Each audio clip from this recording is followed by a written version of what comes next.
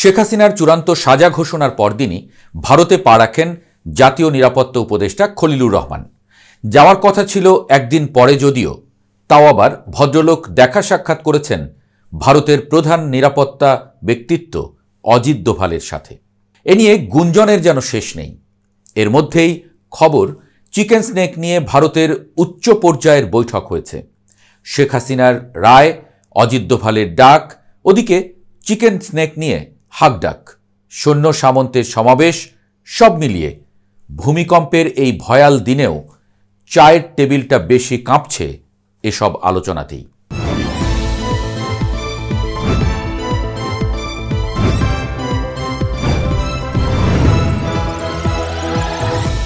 ভূগোল মাঝে মধ্যে পরাশক্তি হওয়ার স্বপ্নে সবচেয়ে বড় প্রহসন হয়ে দাঁড়ায়। নিজেকে দক্ষিণ এশিয়ার মোড়ল বা সুপার পাওয়ার হিসেবে দাবি করা ভারতের মানচিত্রের দিকে তাকালে সেই প্রহসনটি স্পষ্ট হয়ে ওঠে। বিশাল দেশটির মূল ভূখণ্ডের সঙ্গে তার উত্তর পূর্বাঞ্চলীয় 7টি রাজ্য বা 7 সিস্টার্সের সংযোগ রক্ষা করেছে মাত্র 22 কিলোমিটার চওড়া এক সরু ফালি জমি, বা শিলিগুড়ি করিডোর, বা চিকেন স্নেক নামে যেটি পরিচিত। মুরগির সরু গলার মতোই এই স্থানটি ভারতের অস্তিত্বের সবচেয়ে বড় দুর্বলতা। সম্প্রতি পশ্চিমবঙ্গের শিলিগুড়িতে অনুষ্ঠিত উচ্চ পর্যায়ের নিরাপত্তা বৈঠক প্রমাণ করে দিয়েছে যে দিল্লি এখন আর এই অঞ্চল নিয়ে স্বস্তিতে নেই, বরং তাদের চোখে মুখে এখন স্পষ্ট আতঙ্কের ছাপ।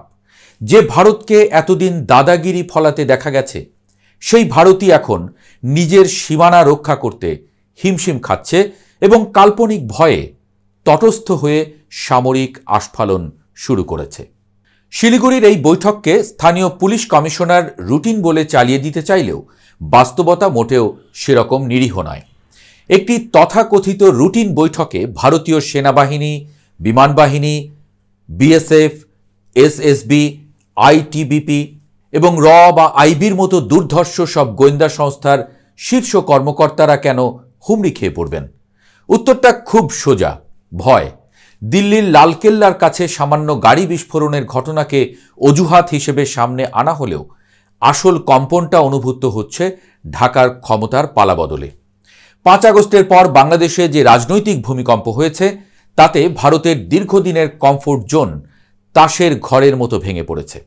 এতদিন তারা বাংলাদেশকে নিজেদের নিরাপত্তার বাফার স্টেট বা বিশ্বস্ত প্রহরী হিসেবে ব্যবহার করে এসেছে।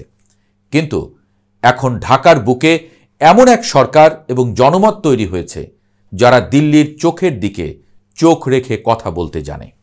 শেখ হাসিনার মানবতাবিরোধী অপরাধের রায় এবং তার মৃত্যুদণ্ড নিয়ে আলোচনা ভারতের নীতি নির্ধারকদের হিসেবটাই বদলে দিয়েছে। তাদের এতদিনের সাজানো বাগান এখন আর তাদের নিয়ন্ত্রণে নেই। আর এই হতাশা থেকেই চিকেন স্নেক ঘিরে তাদের এই রণসজ্জা, এমনটা ভাবাই যায়। ভারতের এই ভয়ের মাত্রা কতটা তীব্র তা বোঝা যায় তাদের সামরিক প্রস্তুতির বহর দেখে। বাগডোগরা বিমান ঘাঁটিতে তারা রাফাল যুদ্ধ বিমানের মতো অত্যাধুনিক মারণাস্ত্র মোতায়েন করেছে। প্রশ্ন জাগে, কার বিরুদ্ধে এই যুদ্ধ বিমান? নেপাল বা ভুটানের মতো শান্ত দেশের বিরুদ্ধে নিশ্চয়ই নয়। তবে কি এই প্রস্তুতি বাংলাদেশের জন্য? সীমান্তে কৃত্রিম বুদ্ধিমত্তা বা এআই প্রযুক্তি বসানো, ট্রেনের বগিতে সশস্ত্র কমান্ডো মোতায়েন এবং আকাশ প্রতিরক্ষা ব্যবস্থা জোরদার করার মাধ্যমে ভারত মূলত নিজের দুর্বলতাই প্রকাশ করছে। তারা বুঝতে পারছে প্রতিবেশী দেশগুলোর উপর জবরদস্তি করে আর টেকা যাবে না। বিশেষ করে বাংলাদেশের লালমনিরহাট নিয়ে ভারতের মাথা ব্যথা এখন চরমে। লালমনিরহাটে বাংলাদেশ বিমান বাহিনীর ঘাঁটি এবং সেখানে ভবিষ্যৎ সামরিক অবকাঠামো উন্নয়নকে ভারত নিজের অস্তিত্বের জন্য হুমকি হিসেবে দেখছে। আন্তর্জাতিক নিরাপত্তা বিশ্লেষকদের মতে লালমনিরহাটে যদি আধুনিক যুদ্ধ বিমান বা শক্তিশালী রাডার সিস্টেম বসে, তবে ভারতের চিকেন স্নেক কার্যত বাংলাদেশের হাতের মুঠোয় চলে আসবে। চীন বা পাকিস্তান থেকে কেনা যুদ্ধ বিমান যদি এই ঘাঁটিতে মোতায়েন করা হয়, তবে শিলিগুড়ি করিডোর বিচ্ছিন্ন করতে মাত্র কয়েক মিনিট সময় লাগবে। এই ভয়েই ভারত এখন পাগল প্রায় হয়ে সীমান্তে নজরদারির নামে কার্যত যুদ্ধের মহড়া দিচ্ছে। ভারতের এই অস্থিরতার পেছনে চীন ভীতি বা ড্রাগনের নিঃশ্বাসও একটি বড় কারণ। ডোকলাম মালভূমিতে চীনের অবস্থান ভারতকে আগেই কোণঠাসা করে রেখেছে। এখন বাংলাদেশের সাথে চীনের ঘনিষ্ঠতা এবং সামরিক ও অর্থনৈতিক সখ্যতা ভারতকে স্যান্ডউইচ হওয়ার আতঙ্কে ফেলে দিয়েছে। উত্তরে চীনের পিএলএ এবং দক্ষিণে কৌশলগতভাবে শক্তিশালী ও স্বাধীন চেতা বাংলাদেশ, মাঝখানে ভারতের ওই সরু 22 কিলোমিটারের করিডোরটি যেন মরণ ফাঁদ। এই মনস্তাত্ত্বিক চাপ সামলাতে না পেরে ভারত এখন আগ্রাসী চিন্তাভাবনা শুরু করেছে। বিশ্লেষকদের মতে ভারত তাদের এই চিকেন স্নেককে গন্ডারের ঘাড় বা রাইনো নেকে পরিণত করার একটি বিপজ্জনক খেলায় মেতেছে। আন্তর্জাতিক রীতিনীতি তোয়াক্কা না করে তারা এই করিডোরকে 22 কিলোমিটার থেকে 50 কিলোমিটারে বর্ধিত করার স্বপ্ন দেখছে, যার জন্য প্রয়োজন বাংলাদেশের রংপুরের ভূখণ্ড। এটি যে কেবল আগ্রাসী মনোভাব তা নয়, বরং এটি ভারতের দেউলিয়াত্বের প্রমাণ। তারা মনে করছে গায়ের জোরে বা পেশি শক্তি দেখিয়ে তারা নিরাপত্তা নিশ্চিত করবে, কিন্তু তারা ভুলে যাচ্ছে বাংলাদেশ এখন আর আগের সেই নতজানু রাষ্ট্রটি নেই। বাংলাদেশের জাতীয় নিরাপত্তা উপদেষ্টা খলিলুর রহমানের ভারত সফর এবং অজিত দোভালের সাথে বৈঠক এই সমীকরণে নতুন মাত্রা যোগ করেছে।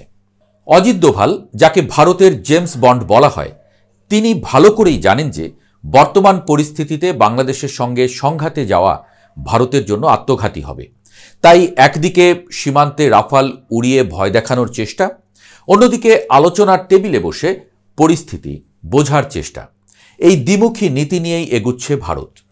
তবে ভারতের শঙ্কা কেবল সীমান্তেই সীমাবদ্ধ নয়, তাদের নিজেদের ঘরের ভেতর অর্থাৎ 7 সিস্টার্সেও আগুন জ্বলছে। মণিপুরের দাঙ্গা, মিজোরাম ও নাগাল্যান্ডের অস্থিরতা সামলাতে ব্যর্থ দিল্লি সরকার এখন দোষ চাপানোর জন্য বলির পাঠা খুঁজছে। তারা পার্বত্য চট্টগ্রামকে অস্থিতিশীল করে বা সেখানকার বিচ্ছিন্নতাবাদী গোষ্ঠীদের উস্কানি দিয়ে বাংলাদেশকে চাপে ফেলার পুরনো নোংরা খেলায় মেতে উঠতে পারে। কিন্তু ইতিহাস সাক্ষী, অন্যের ঘরে আগুন লাগাতে গেলে নিজের ঘর আগে পড়ে, এমনটাই মনে করিয়ে দিচ্ছেন বিশ্লেষকরা। বিশ্লেষকদের মতে চিকেন স্নেক ঘিরে ভারতের এই সাজ রব আসলে দক্ষিণ এশিয়ায় তাদের ক্ষয়িষ্ণু প্রভাবের একটা প্রতীক। তারা বুঝতে পারছে এই অঞ্চলের ভূ রাজনীতির চাবিকাঠি এখন আর একচ্ছত্রভাবে তাদের হাতে নেই। বাংলাদেশ এখন কৌশলগতভাবে এমন এক অবস্থানে পৌঁছেছে যে চাইলেই তারা ভারতের 7 সিস্টার্সকে মূল ভূখণ্ড থেকে বিচ্ছিন্ন করার ক্ষমতা রাখে, অবশ্যই তা সামরিক সংঘাতের ক্ষেত্রে। কিন্তু এই সক্ষমতাই বাংলাদেশকে ভারতের সমকক্ষ বা কোনো ক্ষেত্রে সুবিধাজনক অবস্থানে বসিয়েছে। ভারত এতদিন বাংলাদেশকে চারপাশ থেকে ঘিরে রাখার যে ভৌগোলিক সুবিধার বড়াই করত, এখন চিকেন স্নেকের দুর্বলতা সেই অহংকারকে চূর্ণ করে দিয়েছে। শিলিগুড়ি করিডোরের প্রতিটি ধূলিকণায় এখন ভারতের আতঙ্ক মিশে আছে। রাফাল বিমান বা হাজার হাজার সেনা মোতায়েন করে তারা হয়তো সাময়িক স্বস্তি খুঁজতে পারে, কিন্তু প্রতিবেশীর সাথে সৎ প্রতিবেশী সুলভ আচরণ না করার যে পাপ তারা করেছে, তার প্রায়শ্চিত্ত হিসেবে এই ভৌগোলিক আতঙ্ক তাদের তাড়া করে ফিরবে, এমনটাই বলছেন বিশ্লেষকরা।